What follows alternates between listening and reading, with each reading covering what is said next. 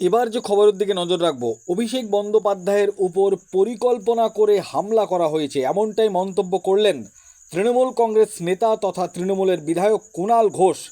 তিনি এই হামলার তীব্র নিন্দা জানালেন। কুণাল ঘোষ কি বলেছেন বিস্তারিত শোনাবো আপনাদের। এই ভিডিওটি যারা দেখছেন ভিডিওটি শেয়ার করবেন, চ্যানেলটি লাইক করবেন আর সাবস্ক্রাইব করবেন। আই লাভ মাই ইন্ডিয়া, মেরা ভারত মহান।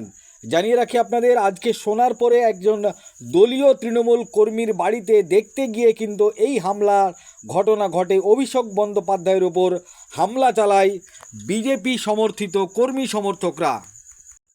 এমনই মন্তব্য করলেন কুণাল ঘোষ। এ বিষয়ে কি বলেছেন কুণাল ঘোষ শোনাবো আপনাদের। তৃণমূল কংগ্রেসের সর্বভারতীয় সাধারণ সম্পাদক এবং সাংসদ অভিষেক বন্দ্যোপাধ্যায়কে যেভাবে সোনারপুরে সংগঠিত, পরিকল্পিত এবং চক্রান্তমূলক হামলার মুখে পড়তে হলো তা অত্যন্ত নিন্দনীয়। আমরা দলের তরফে এর তীব্র নিন্দা এবং প্রতিবাদ করছি। কোথায় ছিল পুলিশ, কোথায় ছিল প্রশাসন? যখন তিনি যাচ্ছেন একজন সাংসদ আগাম জানিয়ে দিয়ে কার উপর হামলা হচ্ছে?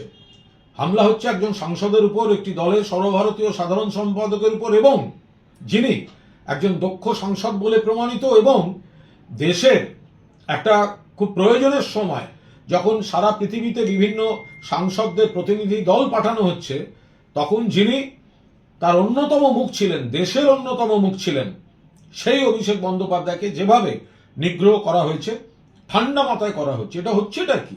তাহলে পুলিশ কি করছিল? কেন্দ্রীয় বাহিনী কি করছিল?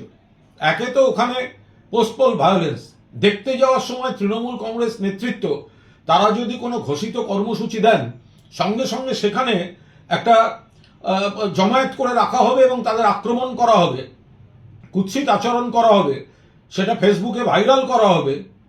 এটা তো একটা অত্যন্ত গণতন্ত্র বিরোধী, ফ্যাসিবাদী, স্বৈরাচারী শক্তির একটা গভীর ষড়যন্ত্রমূলক প্রক্রিয়ার মধ্যে চলে যাচ্ছে।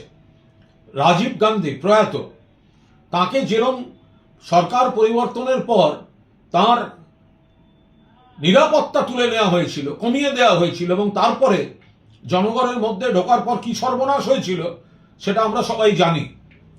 আবার যদি উল্টো দিক দেখি, তাহলে আমরা দেখব যে মমতা বন্দ্যোপাধ্যায়ের উপর বারবার যখন হামলা হয়েছে, 1990 সালের 16ই অগস্ট যখন প্রাণঘাতী হামলা হয়েছে হাজরা মোড়ে, তারপরে ওই হামলা থেকে কি করে মমতা বন্দ্যোপাধ্যায় আরো দুর্জয় জননেত্রী হয়ে উঠেছেন।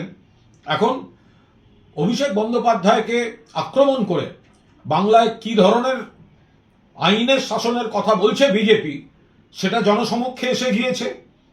পাশাপাশি আমরা আশাবাদী যে এতদিন যাকে শুধুমাত্র মমতা বন্দ্যোপাধ্যায়ের ভাইপো বলে তকমা দেওয়া হতো, আজ তাকে আক্রমণ করে তার পুনর্জন্ম দিল ভারতীয় জনতা পার্টি। আজ তার পুনর্জন্ম দিল।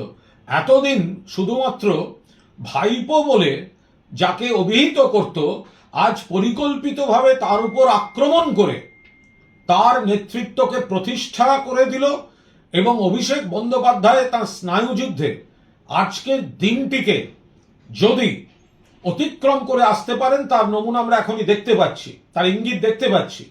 তাহলে আজ থেকে অভিষেক বন্দ্যোপাধ্যায়ের এবং তৃণমূল কংগ্রেসের আর একটা নতুন অধ্যায়ের শুরু হলো। আমরা তৃণমূল কংগ্রেসের যারা সৈনিক তারা এই বিশ্বাস রাখছি, একদিকে বিজেপির এই ভয়ঙ্কর আক্রমণের তীব্র নিন্দা, অন্যদিকে এই হামলার পরেও অভিষেক বন্দ্যোপাধ্যায় যেভাবে তার মানসিকতা দেখিয়েছেন, সারা দেশের সামনে যেভাবে বিজেপির এই হামলার চক্রান্তমূলক আচরণের মুখোশ খুলে গিয়েছে, এখান থেকে যদি মমতা বন্দ্যোপাধ্যায়ের নেতৃত্বে তৃণমূল কংগ্রেসকে নতুন করে প্রতিষ্ঠা করার লড়াইতে অভিষেক বন্দ্যোপাধ্যায়কে এক নতুন চেহারায় দেখা যায়, সেই আশা তৃণমূল কংগ্রেসের তরফ থেকে থাকছে।